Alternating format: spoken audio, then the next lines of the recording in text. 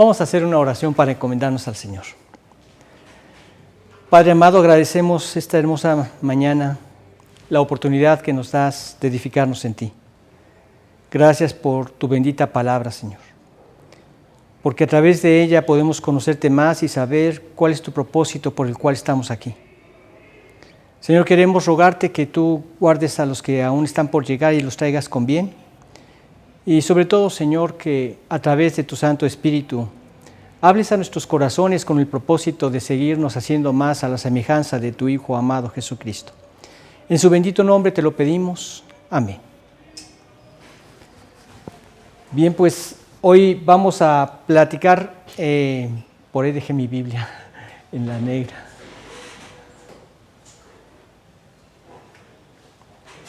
Gracias. Muchas gracias. Sí.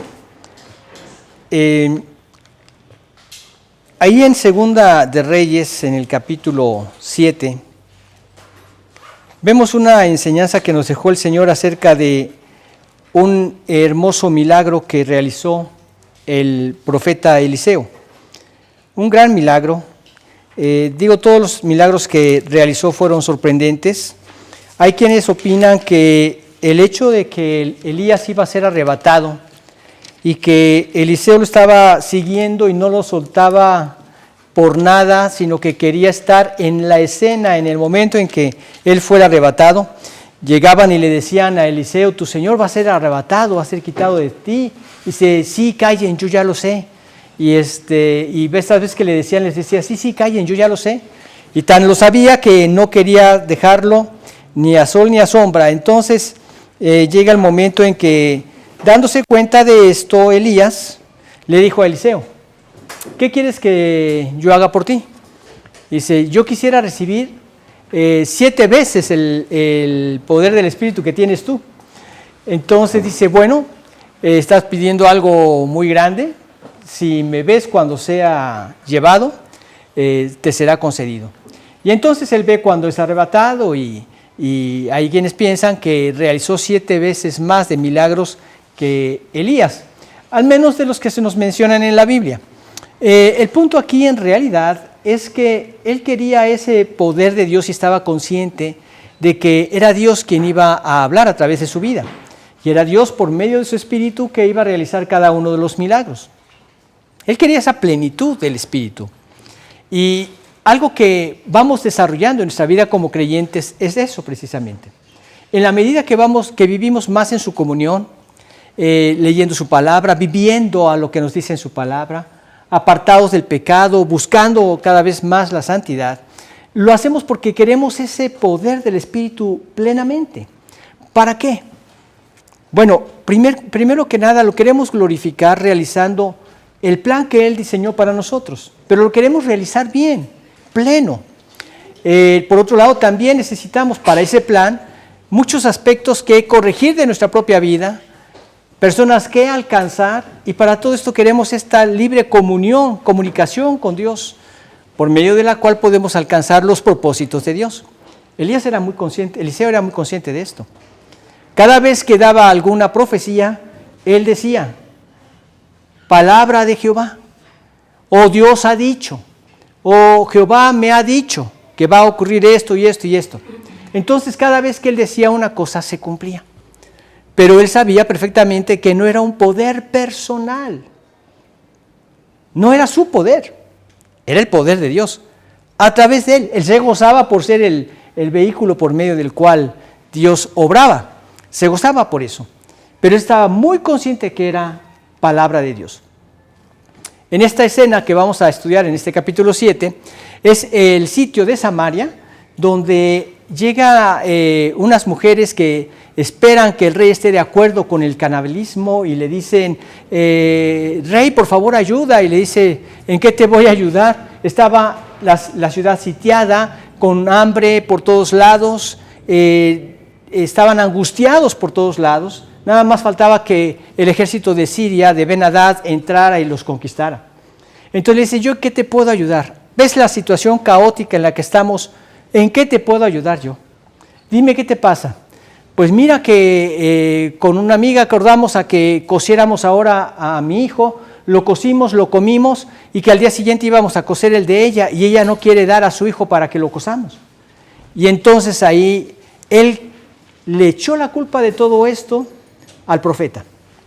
Entonces manda por la cabeza de Eliseo y al llegar el hombre que buscaba a Eliseo le dice a las personas que estaban con él: ahí viene este hijo de homicida, ha mandado a cortarme la cabeza, pero díganle a este emisario que mañana a esta hora va a ser completamente revertida la desgracia en la que estamos y va a haber una abundancia que nunca se imaginarán. Así. Entonces, ¿qué es lo que iba a hacer? Ya se habían consumido el pan, ya habían consumido todas las cosas.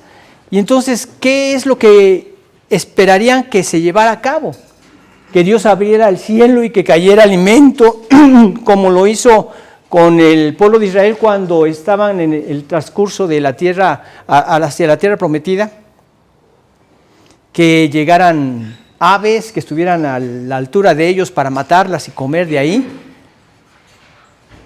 Dios tenía el poder, ya se los había manifestado.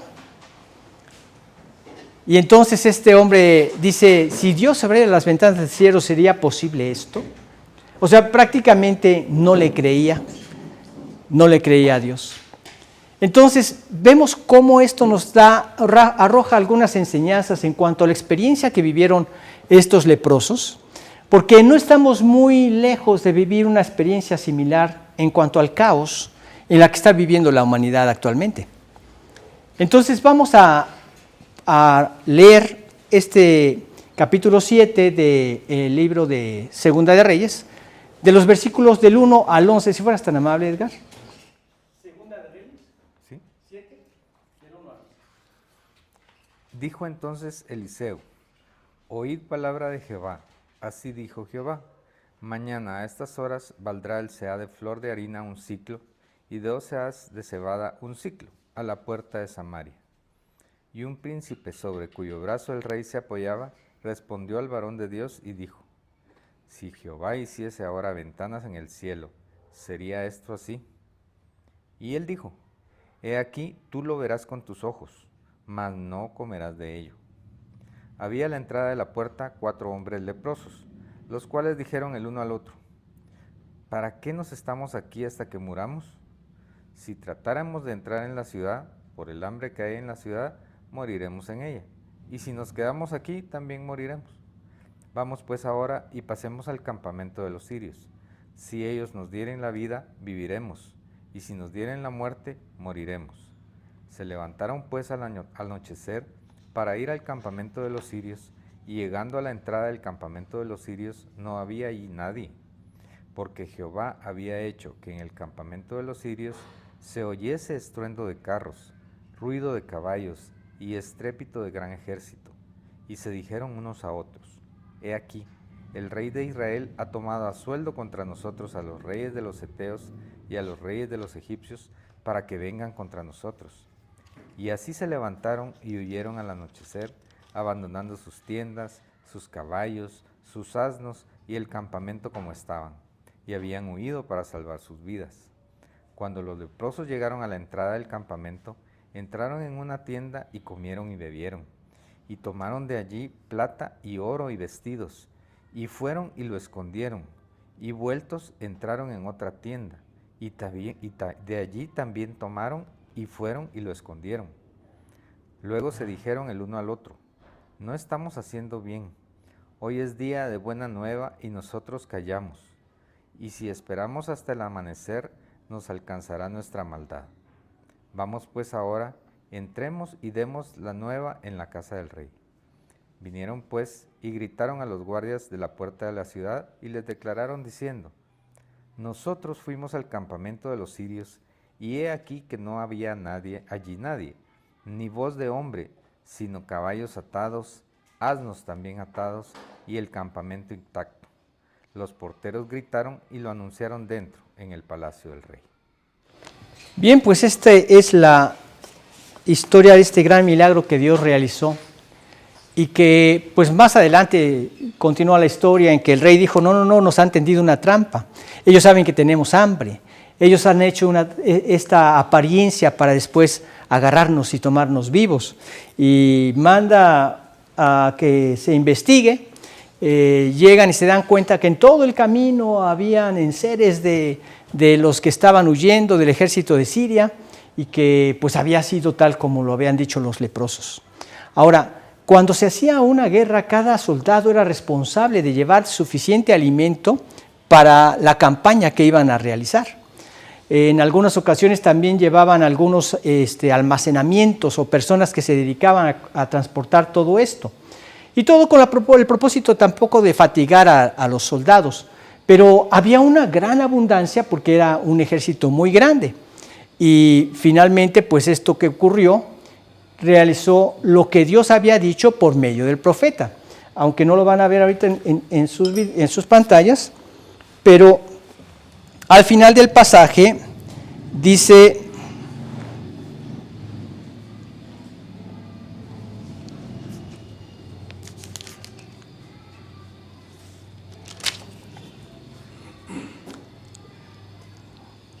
y aconteció de la manera que el varón de Dios había hablado al rey, diciendo: 2 seas de cebada por un siclo y el sea de flor de harina será vendido por un siclo mañana a esta hora a la puerta de Samaria.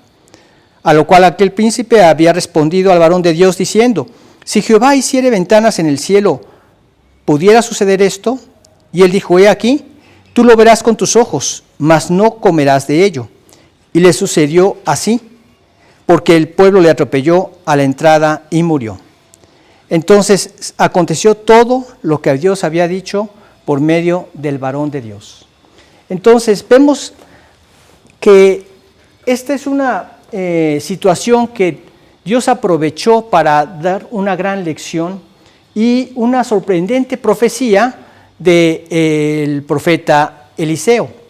Y vemos que esta crisis nos deja bastantes lecciones que podemos nosotros aprender, de las cuales yo quisiera destacar 3 aspectos. El primero de ellos es que vemos una pregunta de supervivencia, ahí en el versículo 3. Vamos a leer nuevamente el versículo 3, si fueras tan amable. Había a la entrada de la puerta 4 hombres leprosos, los cuales dijeron el uno al otro: ¿para qué nos estamos aquí hasta que muramos? ¿Para qué nos estamos aquí hasta que muramos? Para morir, lo único que necesitaban era esperar. ¿Y acaso no es lo mismo que nosotros vemos que pasa con cualquier persona que no tiene relación con Dios? Para morir cualquier tiempo es bueno. En esta semana me tocó estar en 3 velorios diferentes. Uno por paro cardíaco, 48, 49 años. Otro por enfermedad, más o menos 42 a 46 años. Otro por una operación que le hicieron, 86 años. Entonces, la muerte nos puede sobrevenir en cualquier momento.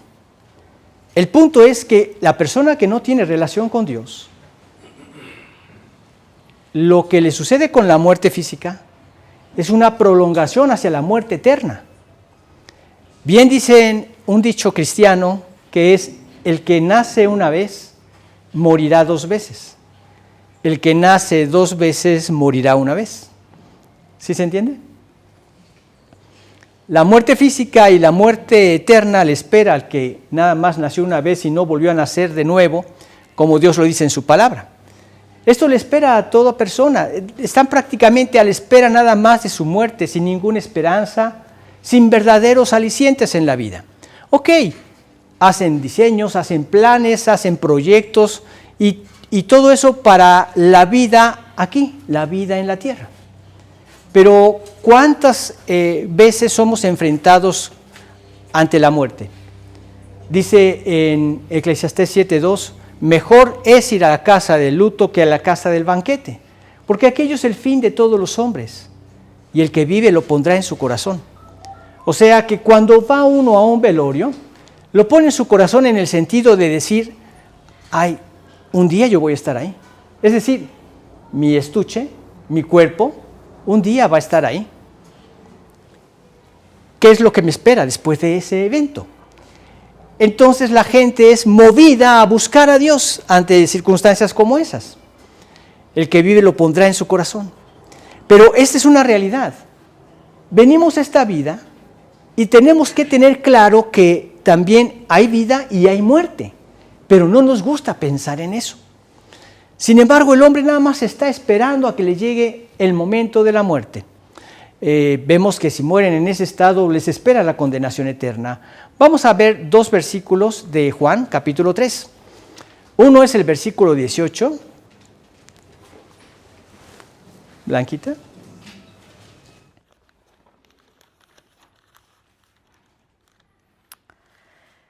El que cree en Él no es condenado, pero el que no cree ya ha sido condenado, porque no ha creído en el nombre del unigénito Hijo de Dios. Así es. Ahora, el que en Él cree, dice, no es condenado. Estas son las buenas nuevas de salvación. Estas son las buenas nuevas que nosotros recibimos cuando nos predicaron el Evangelio. Nos mostraron que en Hechos 3:19 Dios dice que tenemos que arrepentirnos para poder tener comunión con Dios. Así que arrepentíos y convertíos para que sean borrados vuestros pecados.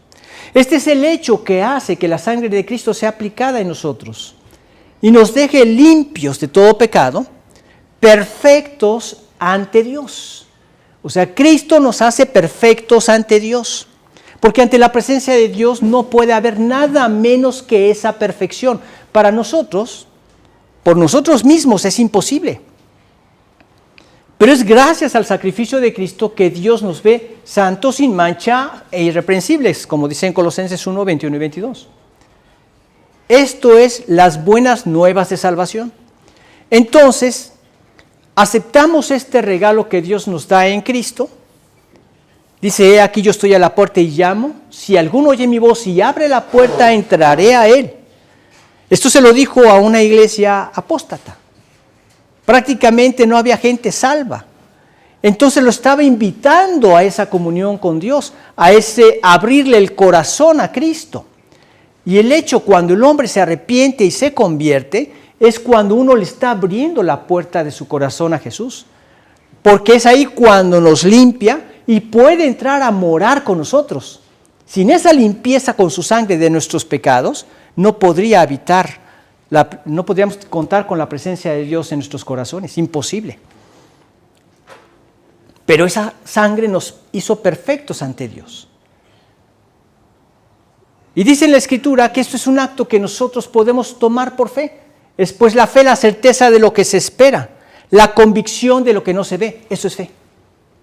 ¿Y qué espero?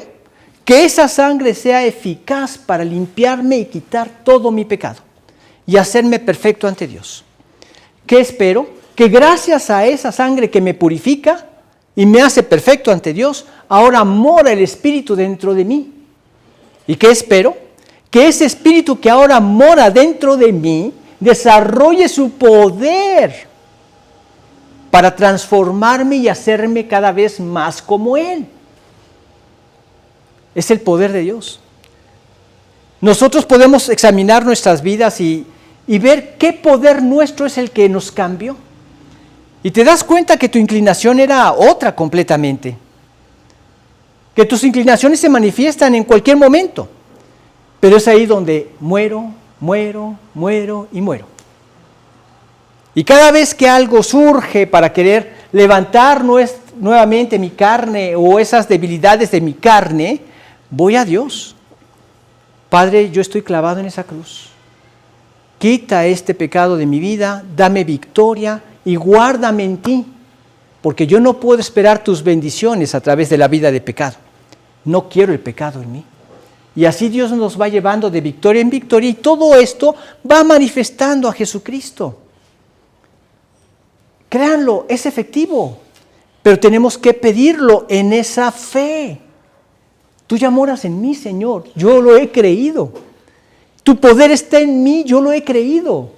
Y tú tienes la capacidad para transformarme y hacer que en este momento no me irrite o que pueda recibir bien a mi esposa o a mi esposo, que vea como que no pasó absolutamente nada porque ya lo dejé en tus manos y que tú eres el único que así como me has transformado a mí, también vas a transformar a mi esposa o a mi esposo o a mis hijos, a mis vecinos. Y todo esto va manifestando el amor de Jesús. No todos somos moneditas de oro, como dice el dicho, ¿verdad? Pero si hay personas que no te caen, ora a Dios. Me compartía una persona que había una persona que no le caía muy bien y que además pensaba que tenía un carácter muy duro. Y tuvo la oportunidad de platicar con esa persona y se convirtió a Cristo. Y vio que tenía un carácter totalmente diferente. Es que la gran necesidad de todo ser humano es esa. Muchas veces tú ves cosas que pasan externamente porque hay un gran conflicto en el interior. Pero cuando les presentamos el Evangelio, encuentran que todo se abrió, que es un nuevo panorama, es una nueva vida, hay ahora una gran esperanza. La esperanza y la confianza, que esto es fe, en que Jesús transforme mi vida y todo mi alrededor, todas las cosas. Por eso es que buscamos vivir en su comunión, porque necesitamos ver el poder de Dios en nuestros corazones, en nuestra vida, en nuestro actuar. Y vemos que estas personas les esperaba la muerte a menos que Dios interviniera. Su única esperanza era Dios. El que realmente estaba confiando en Dios era Eliseo. Y el profeta que tenía comunión con Dios y que Dios le escuchaba, oró a Dios y Dios responde. De un día para otro, la situación se va a revertir completamente. ¿Cómo? Un gran caos en gran bendición y provisión para todo el pueblo. Él no lo dudaba. La gente se cuestionaba. Este hombre dijo, si abriera Dios las ventanas del cielo, ¿serían las cosas así? Lo cuestionaba. Eliseo no. Eliseo sabía del poder de Dios. Nosotros necesitamos tener esta confianza en el Señor. Sea que ellos salieran o sea que se quedaran, los leprosos, sabían que les esperaba la muerte. Y es que podríamos decir que la indecisión es un estado de muerte. Cuando las personas no se deciden por Cristo, permanecen en muerte. Tan igual está alguien que rechaza el Evangelio como el que lo pospone. Su situación es la misma. Si les viniera la muerte, no pueden llegar y decirle a Dios, Dios, es que ya casi me convertía. No sirve. Y cuando te viene la muerte, te viene ya. Así es. ¿Qué sucede en un paro cardíaco? Este amigo tenía una hijita en el hospital y una mayorcita, él se quedó con la hijita mayor y la esposa se fue al hospital y le habla a la hija y la hija le dice, mamá, yo creo que no voy a ir a la escuela porque mi papá no se despertó. Dice, ¿cómo no? Ve y despiértalo. Y se dio cuenta que ya estaba muerto. Ahora, ahí acabó y ya no hay más.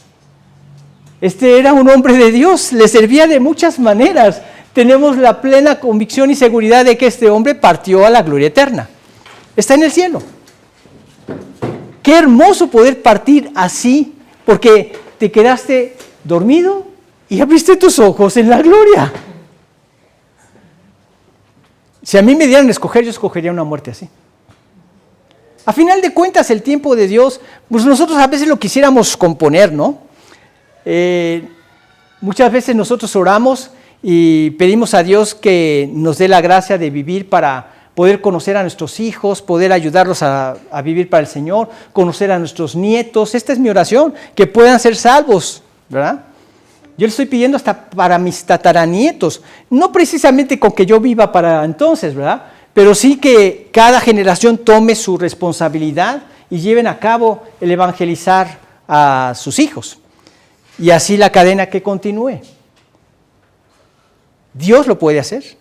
Pero a veces quisiéramos que fuera, ya que se hayan crecido mis hijos. Mis nietos van a tener a sus padres, pero no podemos escoger el momento. Y así como ocurrió con mi yerno, yo pienso que lo primero que hizo este creyente al llegar al cielo fue, Señor, ¿y mis hijas? Más o menos tienen la misma edad que mis nietos, 12 y 7 años. ¿Y mis hijas? Yo me voy a hacer cargo. Es que de otra forma no sería el cielo. Imagínate escuchar esto del Dios Todopoderoso. Yo me voy a hacer cargo de ellas. Está en las mejores manos, muchísimo mejor que en las mías. Está en las mejores manos. Y entonces todo esto quisiéramos que fuera de otra manera, pero Dios tiene su tiempo. El punto es estar listos para ese tiempo. Porque el que no tiene a Cristo nada más está esperando el tiempo de su muerte.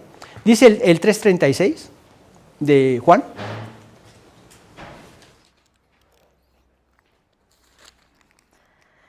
El que cree en el Hijo tiene vida eterna, pero el que rehúsa creer en el Hijo no verá la vida, sino que la ira de Dios está sobre él. La ira de Dios está sobre él. La incredulidad de los perdidos es muerte. Los lleva a la muerte eterna.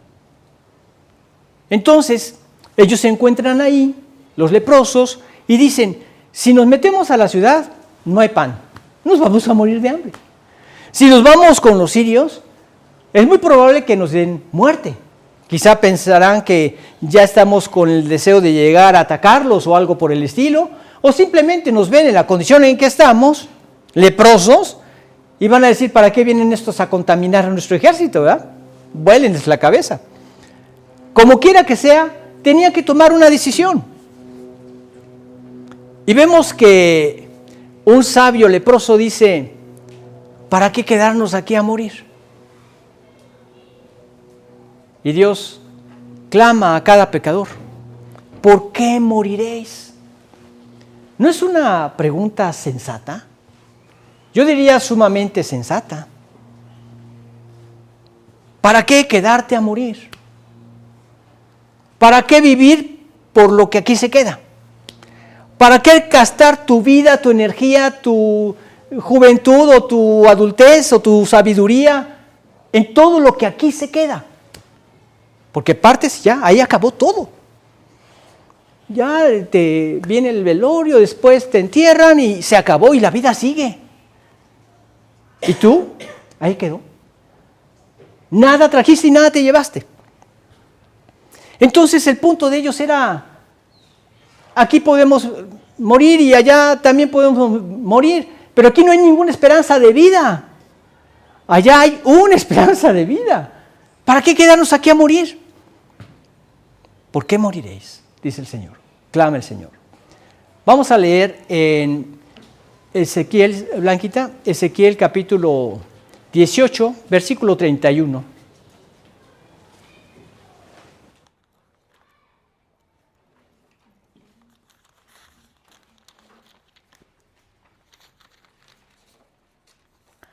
Echad de vosotros todas vuestras transgresiones con que habéis pecado, y haceos un corazón nuevo y un espíritu nuevo.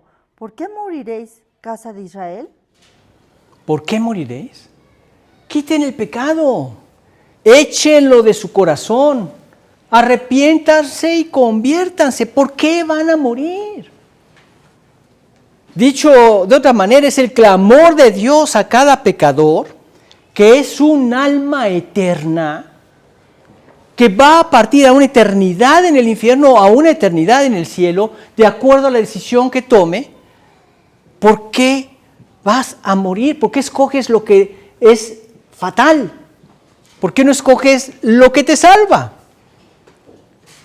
El hombre quiere seguir viviendo en su pecado. Y eso es lo que lo detiene. ¿Sabes cómo se llama eso? Necedad. Necedad porque quiero seguir viviendo en lo que me destruye. pero Dios es el experto en quebrantar nuestros corazones. Por eso cada vez que Dios obra, nosotros nos gozamos. Vemos la mano de Dios obrando para salvación, para vida eterna. Este es el propósito de Dios. Si quitamos de esto de vista, muchas de las cosas que suceden nos parecen tragedias injustas. Pero Dios tiene un propósito eterno. Y las cosas que Él permite tienen esto, tienen ese propósito. Obrar en el corazón para la salvación de las almas. Y acá, ¿por qué moriréis? Esta es la pregunta de supervivencia. ¿Para qué nos quedamos a morir? Lo sabio es, despierta.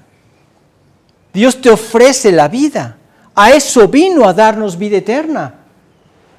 Tomemos la decisión de dar el paso sensato, de arrepentirnos y convertirnos a Él y experimentar esa vida.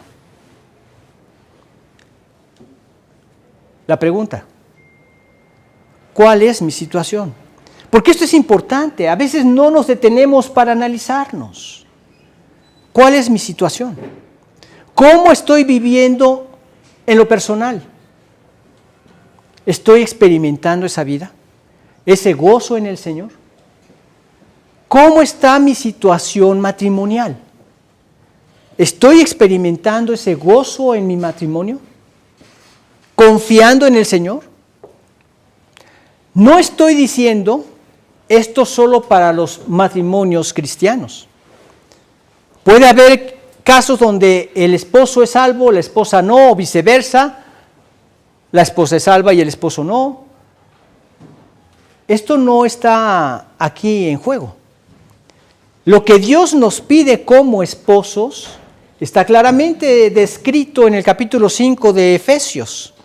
Y ese es el papel que cada hijo de Dios debe tomar, y cuando lo tomas por fe, confiado en que Dios no se equivoca, y eso para mí es fenomenal. Yo sé que Dios lo dice en su palabra y yo sé que Él no se equivoca. Y por mi parte yo doy el paso con seguridad y firmeza porque Dios no se equivoca. Y es independiente a la reacción o la actuación de las demás personas. En el caso del matrimonio, del cónyuge. Tiene que ver con mi relación con Dios y mi obediencia a su palabra. Y esto entonces trae un efecto mágico de transformación en mi vida, en mi matrimonio, en mi familia, etc. Pero es poder de Dios transformándome, haciéndome a la imagen de Jesús. ¿Qué tan eficaz puede ser ese poder para alcanzar a otros corazones a través de la transformación de tu vida? Vemos en el capítulo 3 de Primera de Pedro que dice: y a vosotras mujeres, estad sujetas a vuestros maridos, para que los que no creen a la palabra sean ganados sin palabra por la conducta de sus esposas. ¿Cuál conducta? ¿Cuál conducta? Considerando vuestra conducta, vuestra manera de vivir, casta y respetuosa.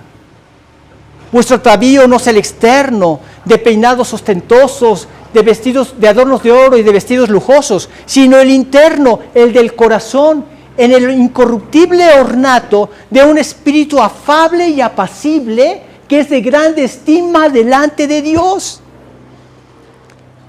Ahora dirán, este hombre es un machista que nada más le da a las mujeres. No, si leemos la parte de los hombres: maridos, amad a vuestras mujeres así como Cristo amó a la iglesia. ¿Cómo amó a la iglesia? Dio su vida por la iglesia. Al hombre le pide que dé su vida por su mujer. Ahora, no significa que la mujer viva de esta manera, con un espíritu afable y apacible, si el esposo da su vida por ella. No hay condicional. Tú haz tu parte. Acá dice que puedes ganar a tu marido. El marido piadoso puede ganar a su mujer también. Pero esto es poder de Dios transformándome para producir lo que para mí es imposible. Te lo repito, producir lo que para mí es imposible. ¿Tú conoces una mujer que tenga un espíritu afable y apacible?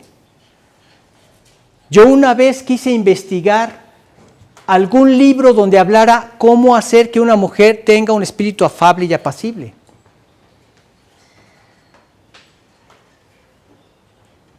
Me mandaron a la sección de ciencia ficción. No, no es cierto. Trátala como una reina. Pero el reto es cuando no te tratan como a una reina. El reto es ver el poder de Dios bajo esas condiciones adversas y mantener un espíritu afable y apacible. Por eso quería llegar a esto. Este es el punto. Este es el reto de oración. Y es la forma como puedo ver el poder de Dios. Y entonces yo te pregunto, ¿quién sale ganando? Quiero presentar las dos escenas. Una mujer enojada, gritona, amargada por la situación en la que vive y no quiere tomar el paso de Dios y vive una vida y acaba una vida así. Hasta desdibujada del rostro. ¿Eh? Una mujer que toma la promesa de Dios y confía en Dios y descansa en Dios. Y le pide a Dios que en su poder le permita tener ese espíritu afable y apacible. El esposo quiere estar con ella, los hijos quieren estar con ella, los nietos quieren estar con ella, y entonces acaba su vida feliz y gozosa en el Señor. Estos son los dos escenarios. Yo te pregunto, ¿en cuál estás viendo el poder de Dios? Solo en este. Este es el poder de Dios. ¿En cuál de los dos escenarios se glorifica a Dios?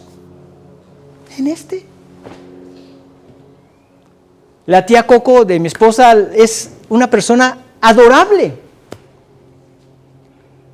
Pero si conocieran su vida, todo lo que pasó por su vida, y una persona que tenía todo para amargarse, decidió presentar en todo momento las cosas en las manos de Dios y descansar en Él. Y hasta donde yo la conocí, siempre estuvo con un espíritu afable y apacible. Su rostro lo reflejaba. Queríamos ir, la vez pasada que fuimos a México, queríamos ir a ver. Lo malo es que ella vive muy cerquita de Culiacán, Sinaloa. A unos minutos de Culiacán, Sinaloa. Y ahorita por allí los plomazos están al 2x1, ¿verdad? Al grado de que nos dijeron, bueno, ustedes vienen pero bajo su propia cuenta y riesgo. Y bueno, no quisimos arriesgar la lámina, entonces no fuimos. Pero nos hubiera gustado mucho verla y procurábamos verla precisamente por esto. Ese espíritu afable y apacible. Lo mismo me refiero en cuanto al hombre. Es que esto es enseñanza para los creyentes. Ver ese poder de Dios. Y se puede manifestar en nosotros. Entonces, aquí este grupo de leprosos toman esa decisión y entonces deciden actuar. Vemos en el versículo 4 que estos leprosos hacen una declaración de rendición. Vamos a leerlo. Si tratáramos de entrar en la ciudad, por el hambre que hay en la ciudad, moriremos en ella. Y si nos quedamos aquí, también moriremos.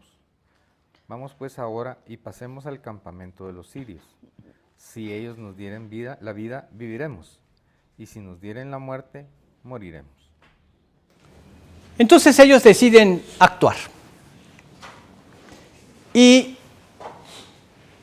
cuál era el riesgo de rendirse?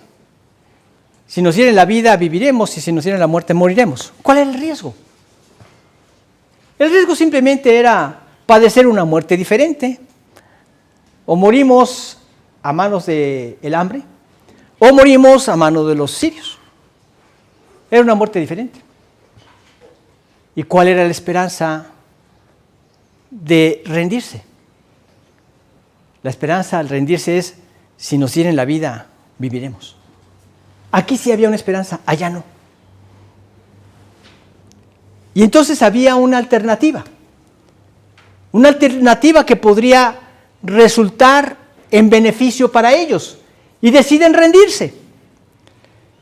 Y al rendirse, salvaron sus vidas. Deciden emprender el camino y llegan y no creen lo que están viendo. El cumplimiento de la profecía divina a través de Eliseo. Estaba solo el campamento, intacto. Porque bien podían haber dicho, agarren todo y vámonos, ¿verdad? No, ellos estaban huyendo por su vida porque oyeron que venía un gran ejército y dijeron, el rey de Samaria ha alquilado a sueldo a los hititas y a los heteos y a los egipcios y vienen contra nosotros. Pero oyeron tal ruido que dijeron, estos están cerca, huyamos. ¿Quién hizo que escucharan todo eso? Dios. Porque su palabra tiene cumplimiento. Dios no es hombre para que mienta, decía Balaam, ni hijo de hombre para que se arrepienta. Él dijo y no hará, Él habló y no lo ejecutará. Y Dios dice en el 32:27 de Jeremías, he aquí que yo soy Jehová, Dios de toda carne. ¿Habrá algo que sea difícil para mí? Digo, si te digo esto es para que te des cuenta de que para Dios no hay nada imposible.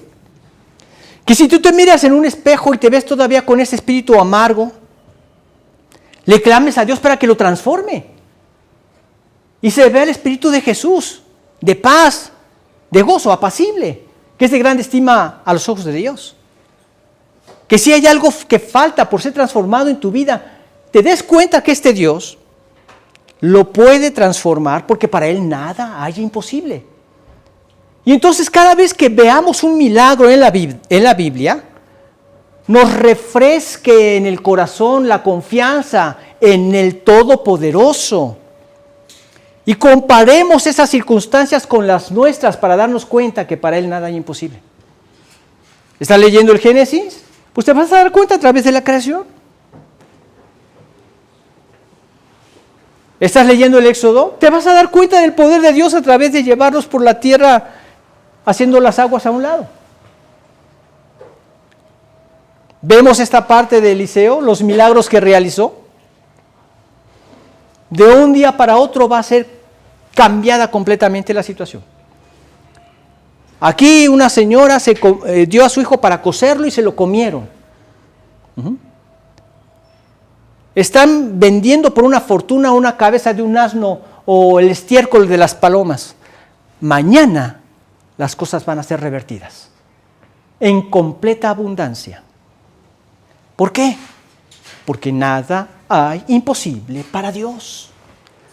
Ahora, yo te quisiera invitar a que razonaras de la siguiente manera. Que tú presentes tu circunstancia actual, tus problemas actuales, y entonces los compares con esta situación que estaban viviendo en Samaria. ¿Qué crees que sea más fácil para Dios? Yo te aseguro que lo más fácil es lo que tú estás padeciendo. Eso yo lo hago cuando leo la palabra y me doy cuenta de esas circunstancias que vivieron y cómo se manifestó el poder de Dios. Entonces me hacen poner en el lugar correcto mi situación y decirle a Dios, para ti nada es imposible, Señor.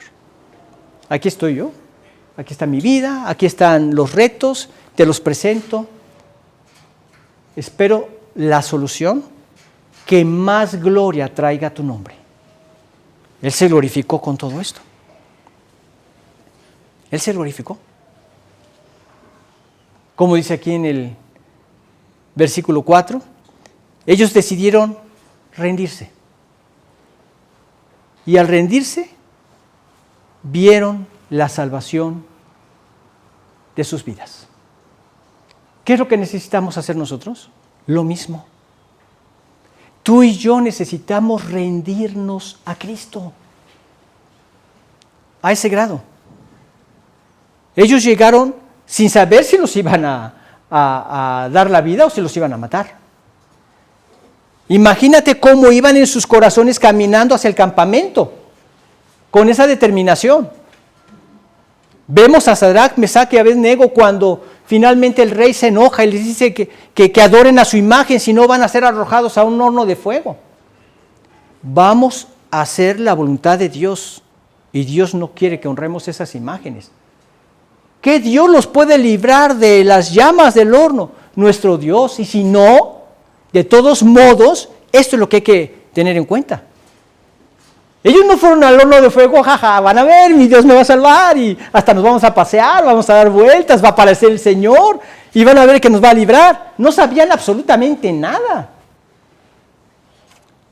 Ellos le dijeron, y si no, aunque nos maten en esas llamas, no vamos a adorar esa imagen. Había una determinación del corazón.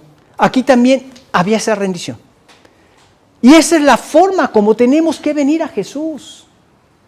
El corazón rendido. Señor, yo no vengo a tus pies para que tú hagas mi voluntad. Esto echaría abajo las, entre comillas, decisiones que tomaron muchas personas. Porque les ofrecieron venir a los pies de Cristo para que tu vida cambie, para que seas próspero, para que tengas salud, para que todo vaya muy bien y sea transformado tu esposo, tus hijos o tu esposa, tus hijos y todo sea precioso. Eso es lo que te ofrecen. ¿No?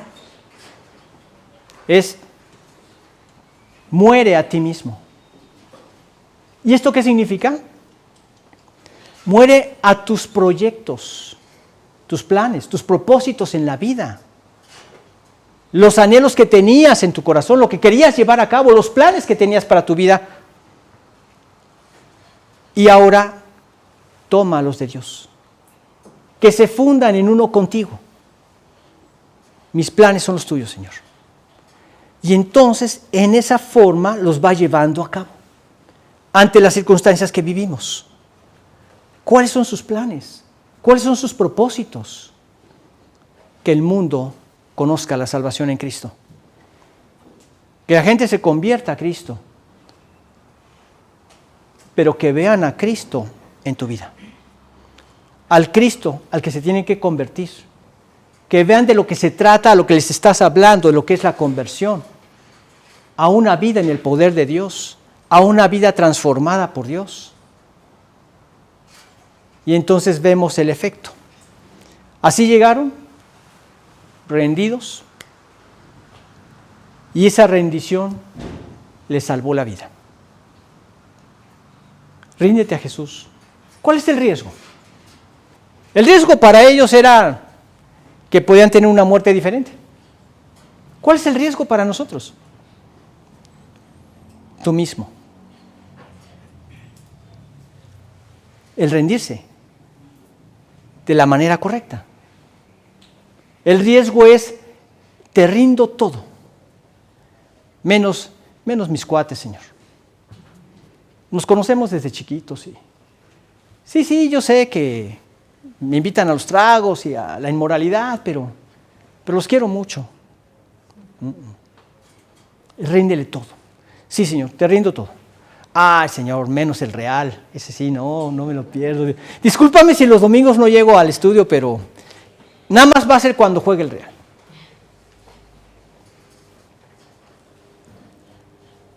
Es que, ¿qué mensaje le lanzas a la gente que te rodea? ¿Qué cosas más importantes? Y luego nos sorprendemos porque no sé por qué mis hijos no quieren seguir a Cristo. ¿Realmente estabas rendido? ¿Veían tu rendición al Señor? ¿Veían que para ti no había nada más importante que esto? Porque realmente no hay nada más importante que esto. El problema es que tú lo creas y lo vivas o que no lo vivas. Pero esto es lo más importante. Ve a Cristo en la cruz. Ahí no estaba muriendo para que el Real ganara y fuera el campeón todo el tiempo. O cualquier equipo que tú le pongas el nombre. Yo diría las Chivas, pero ahí me roba el corazón, ¿verdad? Pero esta escena no está diciendo que realmente es lo más importante. Sí, Señor, me rindo. Pero tienes que entender que en mi trabajo yo tengo que hacer cosas deshonestas. Si no, no puedo funcionar. Si no, la competencia me gana. Tengo que meter mis productos dando mordida aquí y mordida allá, porque si no, no los voy a poder vender más barato que mis competidores.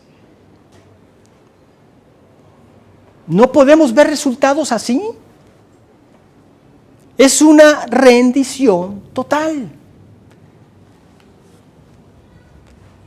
Pero ¿a qué crees que se refería el Señor cuando dijo que si le rindes tu vida, todo aquel que quiera vivir tiene que morir? La verdadera vida está después de esa decisión, pero la verdadera vida es gloriosa. Y Jesucristo dijo, yo he venido para que tengan vida y la tengan en abundancia, pero es la verdadera vida, que viene cuando hay un corazón rendido.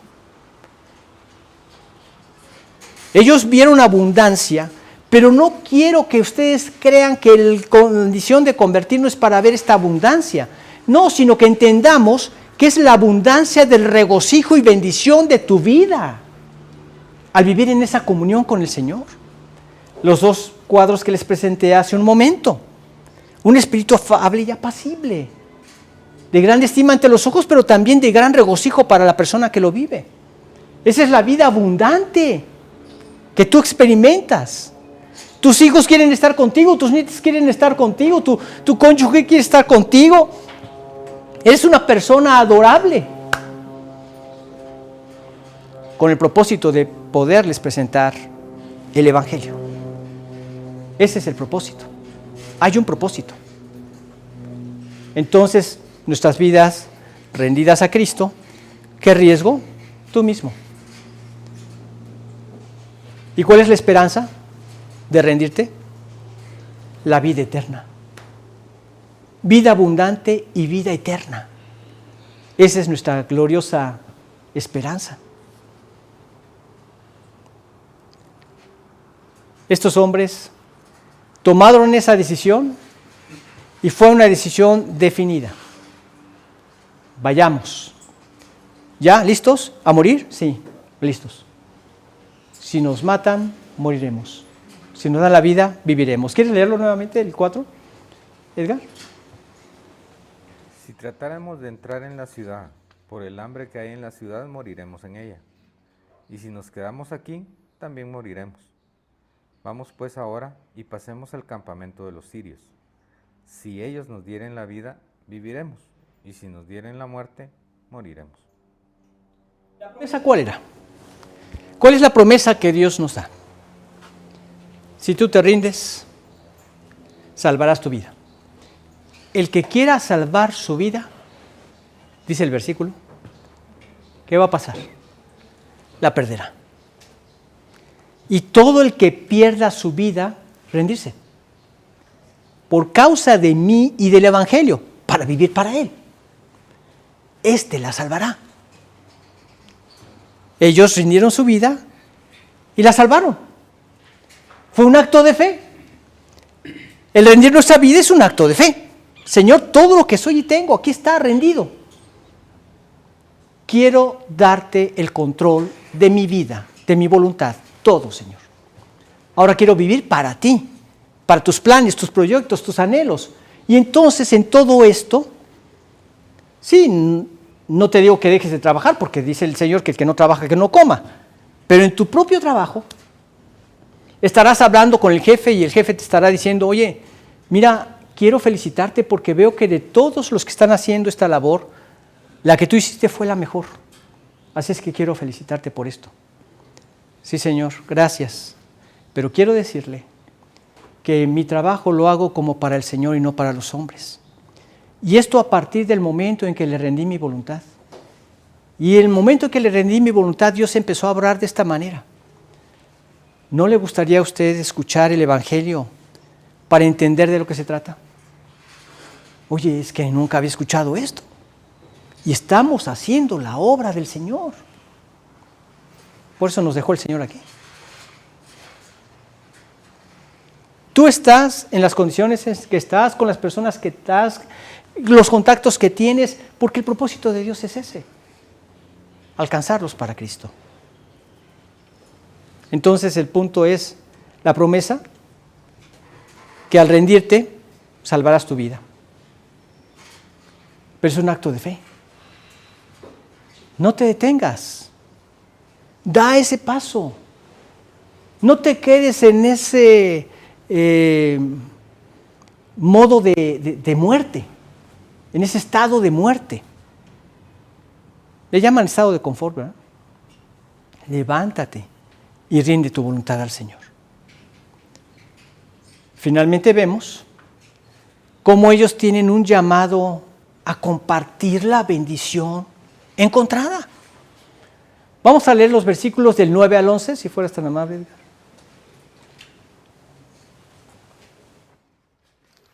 Luego se dijeron el uno al otro: no estamos haciendo bien. Hoy es día de buena nueva y nosotros callamos. Y si esperamos hasta el amanecer, nos alcanzará nuestra maldad.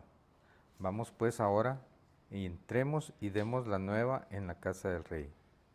Vinieron pues y gritaron a los guardias de la puerta de la ciudad y les declararon diciendo: nosotros fuimos al campamento de los sirios, y he aquí que no había allí nadie, ni voz de hombre, sino caballos atados, asnos también atados, y el campamento intacto.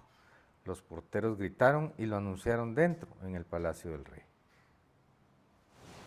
Llegan los leprosos y ¡oh sorpresa! No había nadie. ¡Oh sorpresa! El enemigo que los iba a destruir, que los tuvo sitiados, que los iba a hacer papilla, había sido derrotado. Y otra sorpresa: no había sido a través de la guerra. Ninguno de los israelitas de Samaria murió. No hubo batalla. Nadie murió. Y el enemigo había sido derrotado. Era un enemigo muy poderoso. Ya estaban destruidos, ya estaban derrotados ellos. Y Dios revierte la situación. Un enemigo poderoso. Satanás es un enemigo poderoso. Lanza la tentación, quiere desviarte del camino, trata de una forma u otra tropezarte, pero él ya ha sido derrotado. La victoria ya ha sido ganada. ¿Quién la ganó por nosotros? El Señor. Tenemos la victoria. Más gracias sean dadas a Dios, que nos da la victoria por medio de nuestro Señor Jesucristo. En Él tenemos esa victoria. Por eso no hay ninguna justificación para no poder vivir en ese poder de Dios, en esta imagen que les presenté. No hay ninguna excusa, ningún pretexto. Nunca vamos a poder llegar ante la presencia de Dios así. Ahora, qué lamentable sería llegar al cielo, llegar a la gloria y entonces decirnos: Dios, ¿por qué no dejaste que yo viviera tu vida?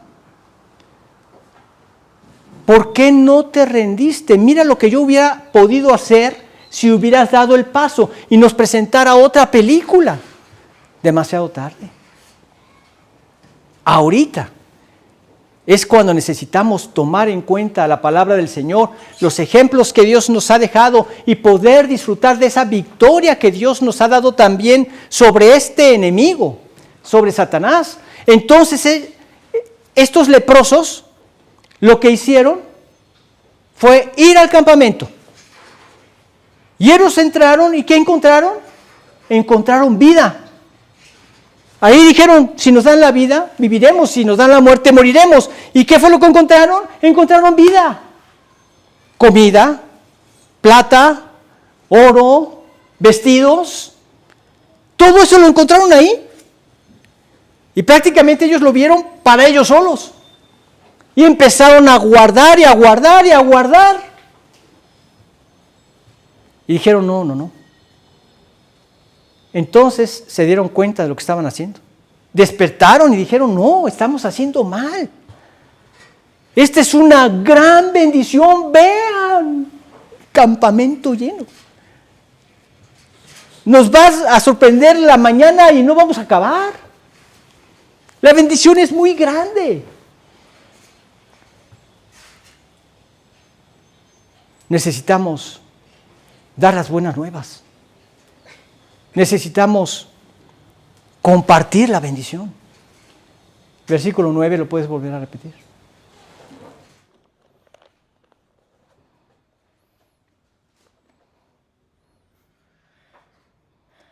Luego se dijeron el uno al otro, no estamos haciendo bien. Hoy es día de buena nueva y nosotros callamos. Y si esperamos hasta el amanecer, nos alcanzará nuestra maldad. Vamos pues ahora, entremos y demos la nueva en casa del rey. No, señores, no estamos haciendo bien. Mira, cuando vivimos en esa rendición y vemos el poder de Dios en nuestra vida, ves realmente su gloria. Y esto te mueve a compartirlo. ¿Por qué es que muchos creyentes no comparten el Evangelio? Porque no han vivido esta rendición total. Cuando tú la vives, la quieres compartir. Llega un momento donde Dios opera en tu interior y tú dices, no me puedo quedar callado. Fulano, sutano, personas que conozco que están cerca de mí, van camino a un infierno eterno. Yo conozco la salvación. O viven vidas amargadas y destruidas. Yo conozco la transformación. Y esto me mueve a compartirles el Evangelio. No nos podemos quedar callados. Nos va a alcanzar nuestra maldad. ¿Y acaso no se nos hace maldad privar de esta bendición a los que nos rodean? Hay cierto grado de maldad, orgullo, rendición total a Dios. Ves la bendición y de una manera natural se abren puertas o las abres y compartes el mensaje más importante que necesita oír una persona. No estamos haciendo bien. Vamos a Samaria, vamos a la ciudad, vamos a dar las buenas nuevas. Y toda la ciudad se salvó. Investigaron, vieron que era así, corrieron y al día siguiente se cumplió plenamente la palabra de Dios. Qué hermoso poder llegar al cielo y decirle, Señor, toda tu palabra se cumplió. Gracias, Dios, porque en el poder de tu Espíritu yo tuve que morir a esto y a esto y esto, y siempre que moría veía vida y vida y vida abundante. Gracias, Dios, porque toda tu palabra se cumplió. Está a nuestro alcance.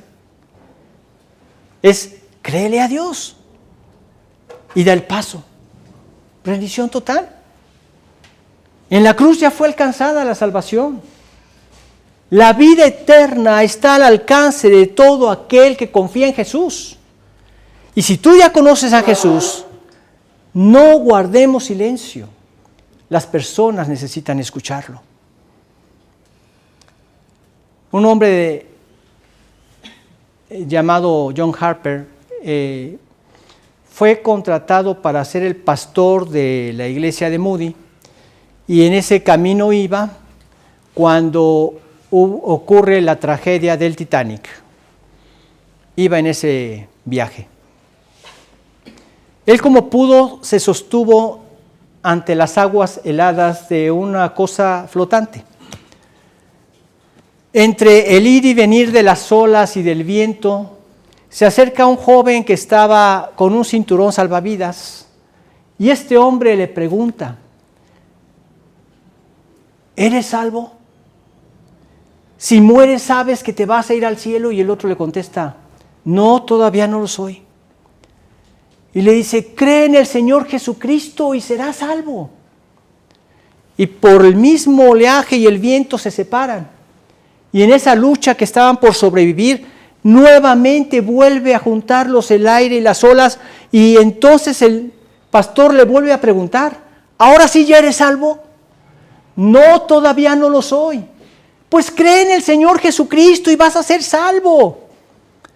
Y este hombre, con sus manos ya entumecidas, no se pudo sostener más en ese objeto y finalmente desapareció en el fondo del agua. Pero el joven pudo dar testimonio de que esas palabras, esas últimas palabras de este hombre no fueron en vano. Tomó la decisión de aceptar la salvación en Jesucristo y dio testimonio después de que fue salvado, después de que fue físicamente también salvado.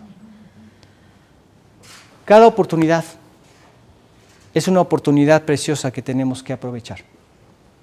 A veces nos tocará sembrar, a veces nos tocará cosechar. Ya desde el momento en que tú los estás invitando a aceptar la salvación en Cristo, la gente está poniendo sus ojos en ti para ver de lo que se trata. Y si ven en ti ese resultado de transformación, llegará muchas veces el momento en donde ellos digan, sí, yo quiero a ese Jesús. Yo quiero la salvación. Yo quiero lo que tú tienes. Lo necesito profundamente. Ese es el gran clamor de la gente. No te lo dicen muchas veces, pero en cuanto se abre la puerta, te das cuenta que así es. Vamos a terminar haciendo una oración.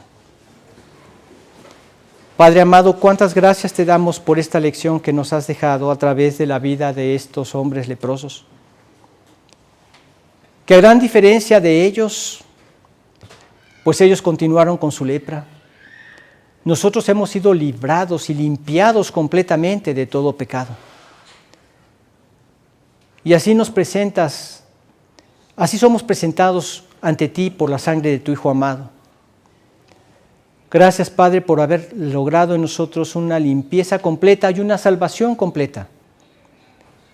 Gracias por la presencia de tu Santo Espíritu. Señor, te pedimos que no desperdiciemos ese poder que has puesto en nuestros corazones.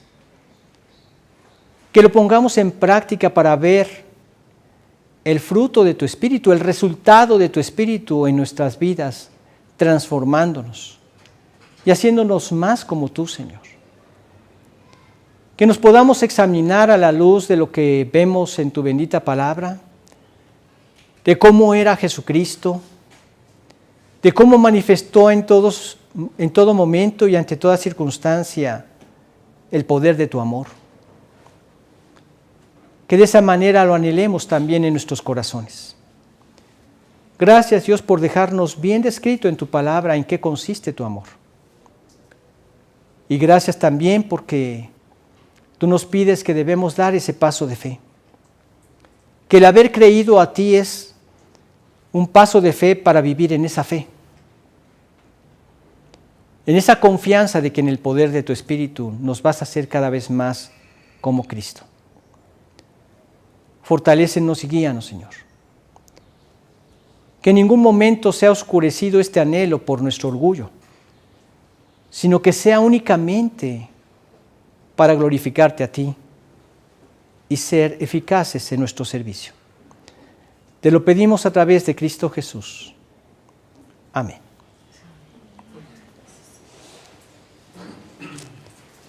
Bien, pues entonces, primero Dios, nos vemos el próximo domingo. Estamos a domingo 19. Yo estoy estimando el último sábado tener nuestra primera reunión de matrimonios y comenzar con los jóvenes en la segunda semana de febrero. Entonces, para que lo pongan también en oración, que pueda ser un tiempo de edificación. Lo que vamos a hacer es ver las mismas videos que vimos hace un par de años, creo que fue. Sí, ¿verdad? Hace un par de años. No fue en este diciembre, sino el del año pasado. Pero ya los vamos a ver en grupo. No es con la idea de discutir entre esposos, sino de poder ver la forma en que podemos llevar a cabo esto a la luz de lo que Dios nos dejó en su palabra. Ahí vamos a ver muchos consejos, pero todo lo vamos a ver a través de lo que Dios nos dejó en su palabra. Entonces el propósito es ver ese poder de Dios transformando nuestras vidas y nuestros matrimonios, que pueda ser una herramienta para el Señor para atraer también a otros corazones. Y si en esto tú quieres invitar a alguien que sabes que necesita profundamente de estos consejos, puedes hacerlo.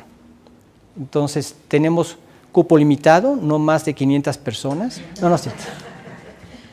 Pero puedes invitarlos, en eso Dios te puede mover a alguna persona que necesita profundamente de esto y ser edificada también su vida. Que el Señor los bendiga, entonces nos vemos el próximo domingo.